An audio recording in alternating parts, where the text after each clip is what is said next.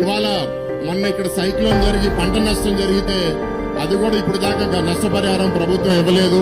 అదే గాని మనం పోలవరం ఈ పాటికి పూర్తి చేస్తుంటే సంవత్సరానికి ఒక పంట కాదు 2-3 పంటలు కూడా ఇక్కడ ఉన్న రైతులందరూ పండించేవాళ్ళు. పోలవరం మేము 5 సంవత్సరాల్లో 40% పూర్తి చేస్తే ఈ 5 సంవత్సరాల్లో 8-9% పూర్తి చేయడం అనేది చాలా సిగ్గుచేటు.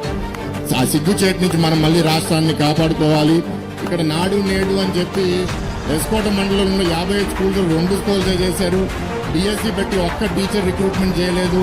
ఇక్కడ తాగునీరు కూడా జల్ జీవన్ మిషన్ కింద ఎస్కోట మండలంలో కూడా 50% ఇంటింటికి ఇచ్చారు. 4 గ్రామాల్లో 5 ఇళ్ళల కన్నా తక్కువగా ఇంటింటి నీరుంది.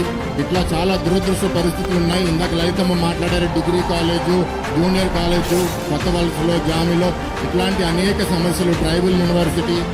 మనందరం ఇవాళ మీ అందరినీ కోరేది ఏంటి అంటే ఈ కూటమి ప్రభుత్వాన్ని మనం తీసుకొద్దాం. తెలుగుదేశం, జనసేన, బీజేపీని గెలిపించిన తర్వాత తప్పకుండా మీ అందరం చంద్రబాబు గారి నాయకత్వంలో పనిచేసి ఎస్కోట నియోజకవర్గం నాకున్న ఒకటే ఒక గ్రామీణ నియోజకవర్గం, దీని అభివృద్ధి బాధ్యత ప్రత్యేకంగా ఒక ఎంపీగా నేను కూడా తీసుకుంటూ మీ ఆశీస్సుల కోసం ఎదురు చూస్తూ సెలవు తీసుకుంటున్నాను. Thank you. శ్రీ భరత్ కు ఓటేద్దాం, విశాఖను గెలిపిద్దాం.